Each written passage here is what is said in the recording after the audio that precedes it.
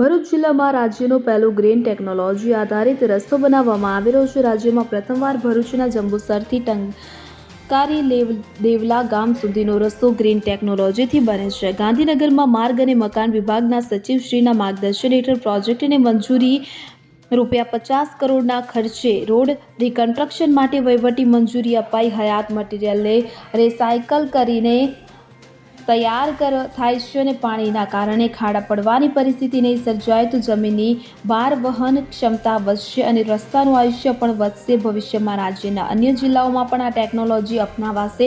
તલાવડી નજીક bulk drug park અને દેવલા નજીકના મીઠાના અગરિયા વિસ્તારમાં પણ આ માર્ગ ઉપયોગી રહેશે। તાલુકાની અંદાજિત 1,97,000 વસ્તી માટે મુખ્ય માર્ગ બની રહેશે।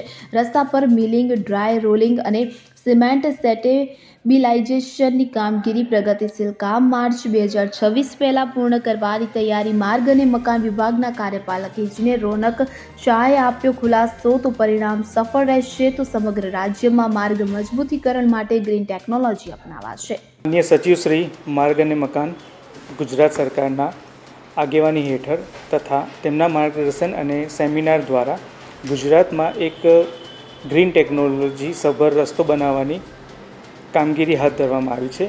જેના ભાગરૂપે ભરૂચને જંબુસર તાલુકામાં આવેલા ટંકારી દેવલા રસ્તાને પસંદગી કરવામાં આવ્યો છે।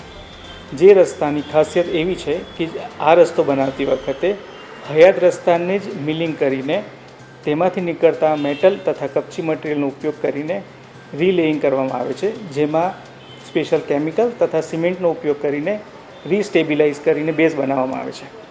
આ રસ્તો બનવાથી પ્રકૃતિને ઘણો ફાયદો થનાર છે તથા સમયનો પણ બચાવ થશે। આ રસ્તાને ગ્રીન ટેકનોલોજી એટલે કહેવામાં આવે છે કે આમાં બહારથી કોઈ મટીરિયલ લાવવું પડતું નથી। હયાત મટીરિયલનો જ ઉપયોગ કરીને રસ્તાને બનાવવામાં આવે છે, જેથી રસ્તાની આવરદા પણ વધે અને ઓછા ખર્ચમાં ઓછા સમયમાં સારી ગુણવત્તાયુક્ત રસ્તો બની શકે એમ છે। જીતુ રાણા સાથે CN24 ન્યૂઝ ભરૂચ। હવે જુઓ દેશ દુનિયાની તમામ ખબરો તમારી આંગળીના ટેરવે। ઉઠાવો મોબાઈલ અને Google Play Store પરથી ડાઉનલોડ કરો અમારી CN24 ન્યૂઝ મોબાઈલ એપ।